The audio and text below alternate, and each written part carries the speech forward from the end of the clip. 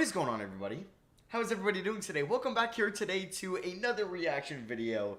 And today we are going to be reacting to one of my former videos. We are going to be reacting to my official 2019 free agency predictions. So I think around like 10 months ago, I did react to this, but I kind of completely forgot everybody I predicted to go in free agency. Everybody but Kevin Durant. I do remember where I had Kevin Durant going, so this will be a little bit embarrassing. We can see how wrong I was on any of these, or if I was right on any of them.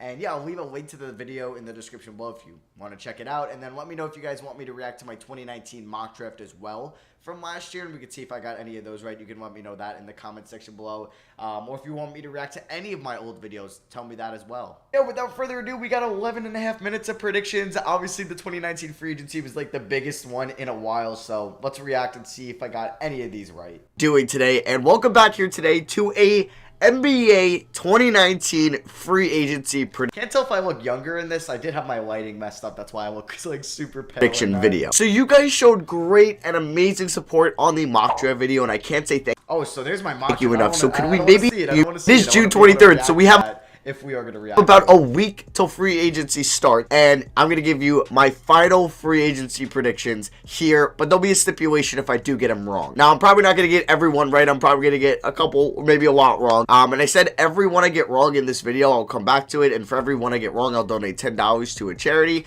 So if I get, I think I'm going to do like 13. I forgot how much.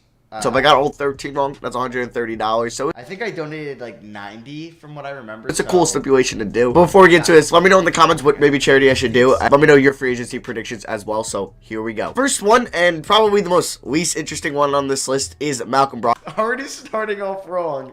I thought Brogdon was going to stay with the Bucks. Malcolm Brogdon could be like the best role player in the NBA, but I don't think he'll be an all-star one day.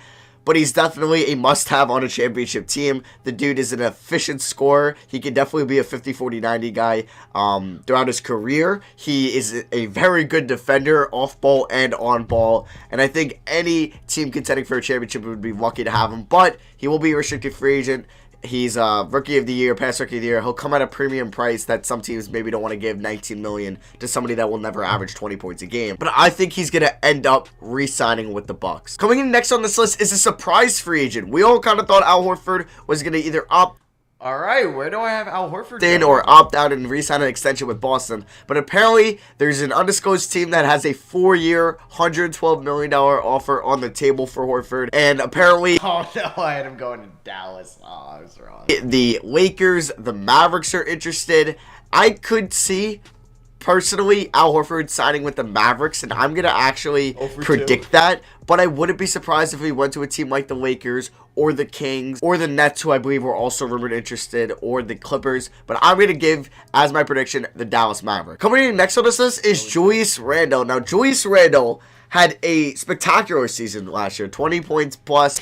Okay, over 3. No, I think I got only like 4 right, so that's why I donated $90. But yep, Julius Randle, we are starting off great. 8.5 rebounds plus, 3 assists plus, pretty good defender. What's kind of holding him back from getting probably a max deal is he can't really shoot the ball particularly well. And in this day and age, if you're a 4 that can play defense, pass, and shoot, geez, you're so valuable on the market. But Julius Randle, I don't think he's going to get signed right away. I think he's going to be a second option for most teams. Now, there could be teams like Utah, like Denver. That would be really interesting fits. But ultimately, I could really see the Knicks giving him like a 1-year deal worth $25 million more than any other team would give him. Right? But if I had to predict where he would end up, I'm actually going to say the Phoenix Suns. It's a bold pick there. Now, DeMarcus Cousins is also just... nobody knows where he's going. He could probably return to Golden State, maybe on a 1-year deal, but he's not going to make that much money on that. He could probably get 10 mil or a little bit more somewhere else. A Kings reunion would be really nice to play with the young core like Bagley, Fox, and Hill, but I don't know if a lot of people want to see him maybe mess up or conflict that chemistry going on there with their nice 3 young core. Atlanta would also be an interesting fit if they were trying to maybe make the playoffs next year. The Cavs would also be really interesting. Just plug him in on a bad team and he can do whatever he wants. He can take 20, 25 shots a game. But you know what? I don't really know where he's going to go. I'm just going to play it safe here because I have no clue. And I'm going to say he re-signs with the Warriors on a 1-year deal. I'd rather bank on of these that predicting where else he could sign to 29 other teams. Next on this list is Nikola Vucevic. Now, Vucevic had... Yes, got one right. Let's go. An all-star. I wonder if I got any right that weren't re-signings, that actually a player switched teams and I predicted it. I don't think so. Yeah, this year, he had a really good kind of under the radar year. I feel like he wasn't talked about enough. Maybe it's because he played in Orlando and stuff like that. But he averaged 20 points. 12 rebounds, good shooter, good passer for a big man. Maybe the defense does have some questions, but I do think the Magic are going to re-sign him. Like, I would love to see him on the Kings. The Lakers would be really cool. The Mavericks would be really interesting, but I think ultimately he's going to get a pretty big deal from Orlando. I heard he likes it there and stuff like that. No reason for him to leave if they offer him. Kind of interesting to see that they just drafted Mo Bamba a year ago. Kristaps Porzingis also on this list, but I'm just choosing the Mavericks. That one's not. Another one right, all right. Not going to count. Now, I'm going to have Tobias Harris re-signing with the Philadelphia 76ers. I think he was happy there this year. I know they were working out his brother maybe as just a tampering tactic. Well, not really tampering, but you know what I mean. And I think he's going to re-sign with Philly. He's close to his home in Long Island. I think he likes winning there. He's going to be winning there as long as he's playing with Embiid and Ben Simmons. So I have Tobias Harris re-signing with the Philadelphia 76ers. Coming in next on this list is Chris Middleton. Now, Chris Middleton kind of had a little bit of editing mess up there. But I got Middleton. All right, we're on like a 4 or 5 prediction streak. Breakout year this year. Finally an all-star in his career. He opted out of his $13 million player option. But the Bucks will have bird rights on him. I'm going to say he re-signs with Milwaukee. I think Milwaukee goes out of their way to get Middleton and to get Brogdon. I don't think they re-sign Brook Lopez, but I think those two guys, they are going to bring back. I don't think they re-signed Brook Lopez. Okay, so I was wrong. Two important players to that team, and I really think that they're going to try to make Giannis happy, because if they let those two walk and try to get some other guy and that doesn't work, then Giannis is probably as good as gone next year or in 2021. Coming next on this list is Klay Thompson. This is a really easy one. Re-signing with Golden State. There's really nothing else to go into it. Okay, now this is where it gets interesting. These last 6. Now, coming in at 6 is DAngelo Russell. DAngelo Russell was off around that. He obviously was. Nobody predicted him going to Golden State, but the sign-in trade with KD made it so easy for that to happen, because a lot of people were either talking about Phoenix playing with Booker there or Minnesota playing with Cat. Unfortunately, it was a sign-in trade, so it's not like D'Lo really got to choose where he ended up. So he ended up going to State. Yeah, he got traded to Minnesota down the line, but even if I said Minnesota here, that would have been like a better prediction, but Phoenix, way off. Is a restricted free agent, so you would bank on your money that he's re-signing with the Nets, but there is a case where they might choose Kyrie Irving over him and let D'Lo walk because they don't think those two can coexist.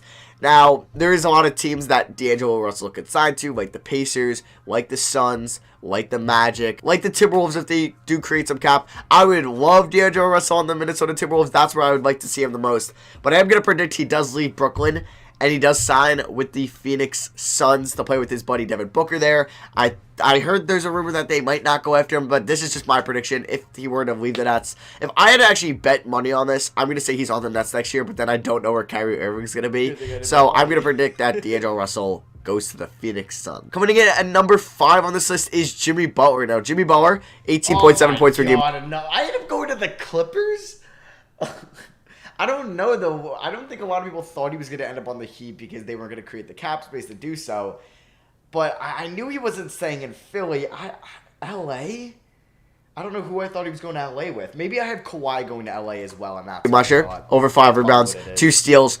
Great defender. Literally one of the best. I think I did have Kawhi going to L.A. Best perimeter defenders in the league. And he's a very clutch NBA player that you want on your team. You want him as a max deal on your team. Maybe not as the first option. But I do have him signing with the LA Clippers. Now, I don't really know anything or reasoning behind that, just a gut feeling. I don't think he goes to the Lakers to play with LeBron. I don't think he goes to the Nets to play with Kyrie, even though that was a rumor a year ago that he wanted to play with Kyrie. So that could be an option. I don't think he re-signs with Philly, and I don't think he goes to the Knicks or the Mavericks. So I'm just going to throw out Clippers out there and hope it's right. Coming in at number 4 on this list is Kemba Walker. Now, Kemba Walker is eligible for the Supermax. No, another wrong one. Obviously, Kemba went to the Boston Celtics. Had his best year of his career last year, but is on probably the worst position team in the NBA in the Charlotte Hornets. So many bad contracts and so little good players that can actually bring you to the... So little good players. That's not good English. Playoffs alongside with Kemba. Even though I would love to see Kemba in New York, in LA, in Dallas, in somewhere where he can actually perform well, in Indiana.